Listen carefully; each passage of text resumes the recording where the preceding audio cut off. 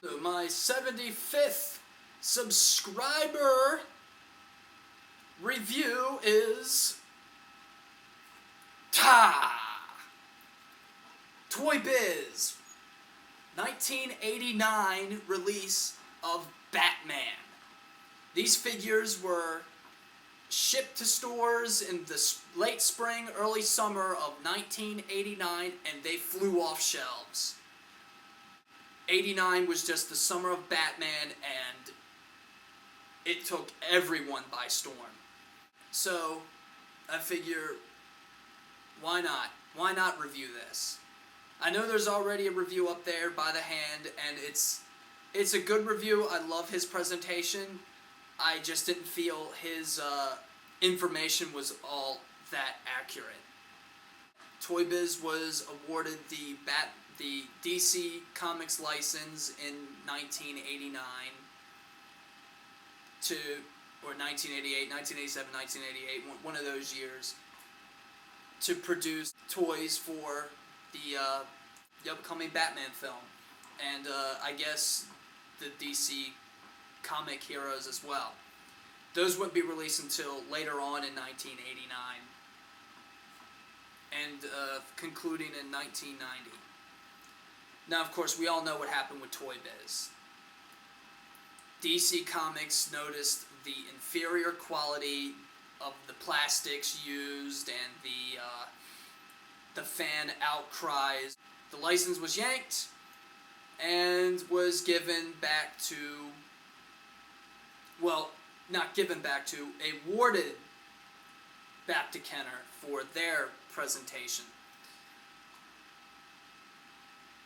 Now, I do have to say that the DC superheroes line, you know, it's terribly sculpted, just mashed together. Only certain figures were ever presentable in any way, and not just bastardizations of their superpowers counterparts. And the main result being this action figure right here. This is possibly the best representation of the Michael Keaton suit ever adapted into plastic form. I'll give you 3 good reasons why. Number 1, the fins, the gloves have gauntlets. Kenner's Crime Attack Batman did not have gauntlets. 2, the body armor. The body armor looked like armor plastered on a suit. Well, we all know what the suit looked like. Superpowers Batman was used for Crime Attack Batman in every Batman variation. It didn't look like a muscle suit at all. It just looked like a suit was painted on a bodybuilder. Where this one, it's a suit with body armor attached to it to look more muscular. And to show that off, unlike the hand, I have all 3 Batman variations. Yeah, I just gave you all a nerdgasm, didn't I? All 3 Batman variations, that's right. There is Square Jaw, Round Jaw Keaton, and Big Lips Keaton. That's what they are. They go by several different names, this one being Round Jaw, this one being Keaton, and this one always being Square Jaw. This one's always been Square Jaw, but these 2 have always had different names. Round Jaw, Keaton, Keaton, Round Jaw, Big Lips, Round Jaw Keaton, Keaton Big Lips, Keaton. I don't know. I guess fans just can't come up with any of these phrases. This one was released first, and is actually it's not accurate, especially since what we got with Kenner, but the flesh tone is a little off. He's too pale. The flesh tones for Kenner's action figures were much more, they had a much more of a pink hue to it. So you could definitely see the expressions of the face more. Since these are much more pale, you really can't tell if it looks like anybody. But I assure you, looking at it in a dark room, it looks like Keaton. Toy Biz may not have known what they were doing at this point, because, you know, they were just in their infancy. But they did an alright job. Don't know why Square Jaw was ever released unless they tried to go with a comic look. I think they were trying to go with the comic to match the card art. Which is not too bad, not too shabby. Little comic bubble there. Batman logo, Batman emblem, Batman. Back to the body armor. Look at the body armor. That is as close, as movie accurate as you're going to get.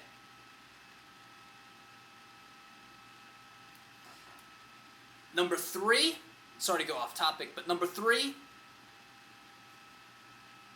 the back. No Kenner action figure ever has appropriately matched the back armor plating like Toy Biz. Toy Biz has been the only figure company so far to produce a accurate Keaton down to the back armor. Now, you know, you can admit the sculpts, the arms are a little bit too small, the plastics are inferior, and the paint job is lacking.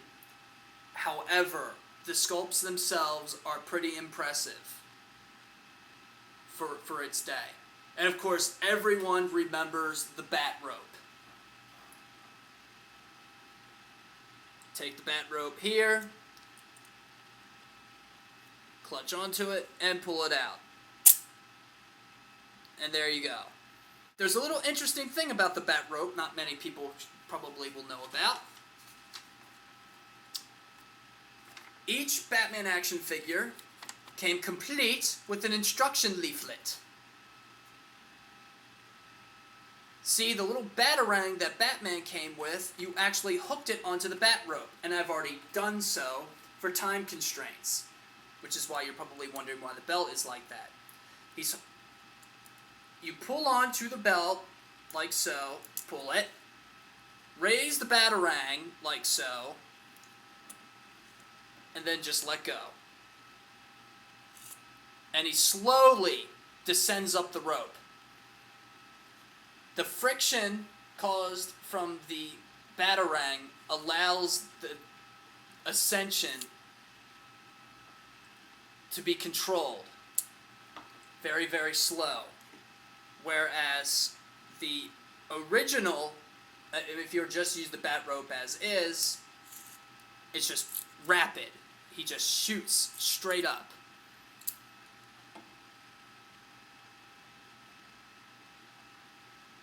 So, there we have it. Batman, all 3 variations, a detailed history of Toy Biz. We all know why they lost the license in 1990. And I would just have to say that they're pretty cheap. You can find one for under 20 bucks, mint on card. You can find one for under $10, a loose. I would say go get it. I mean, this is just an iconic piece of Batman history, one that should not be forgotten because of a shoddy attempt at a toy line in its infancy. It's wonderful. I love them to death. I'm very happy with the purchase.